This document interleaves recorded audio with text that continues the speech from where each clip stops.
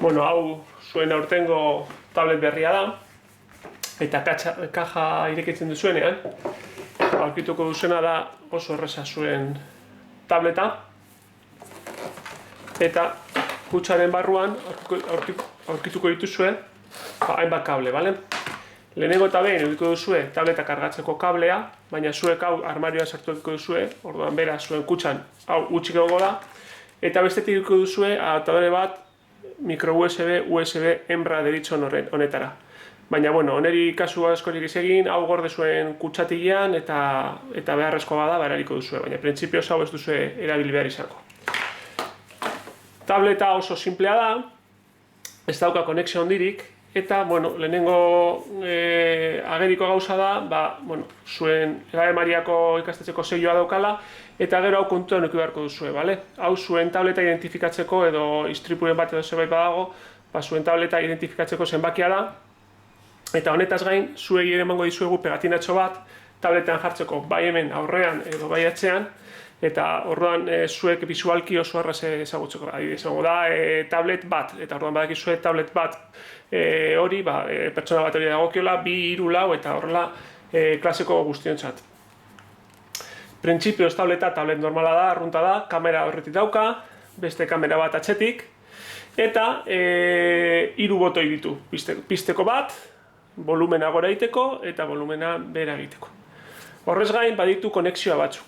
Atzetik ikusten badugu izena agertuko da, bestela konexioa begiratu eskero ikusiko ditugu, bale? Lehenengo zulotxo txiki hau mikrofonoa da, zerbait grabatu behar badugu, hemendik soinua sartu egingo da. Gero badaukagu micro HDMI, irudien bat atera nahi badugu proiektorera edo etxeko telebistara edo zerbait, hemen badaukagu aukera. Eta hemen badaukagu beste micro USB, hau garrantzitsua izango da, gure tableta hemendik kargatuko delako, guk armarioa kargatzen dugunean hemendik kargatuko dugulako, eta hemen etiketak estaltzen duena da jack portua, hau da,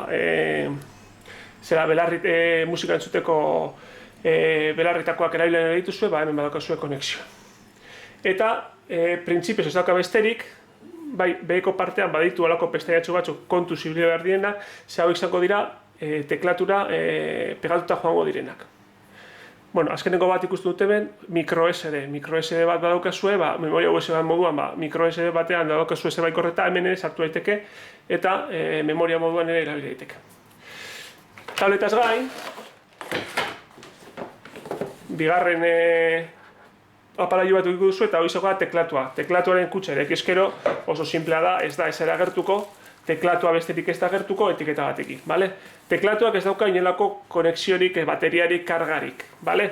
Badauka konexio bat USB portu normal batentzat, eta pendrive bat erabiltzeko, baina ez du esertarako balio, horretarako besterik ez. Ez du kargarik behar eta karga guztia tabletaren bitartez joango da. Hemen baditugu lehengo pestainak tabletarekin bat egingo dutenak eta hauekin kontu zeuki behar dugu, hauek zaindu behar bai ditugolako. Ikusten duzuenez, teklatua espainiarra da, einet letra daukalako, eta printzipioz teklatuak ere bai, erabili izango da kutsa protektore moduan. Tableta sartzeko, erreza, pestaina dauden lekutik, goitik bera, eta honek teklatuak hemengo partean badauka iman txiki bat. Horrek zesan nahi du, istripu txiki bat badaukagu, printzipioz tableta seguko jauziko. Hau egiten nahi izena arriskutsua da, alde batetik jauzi daitekelatuko eta bestetik apurtu daitekelako. Baina, bueno, bada espada, badauka alako joku bat, zuek ez egin nik egiten nahi izena, baina badakizue, orduan, alako golpe txiki bat duki izan eskero, iman honek pizka bat eutxe egingo dio, seguru moduan.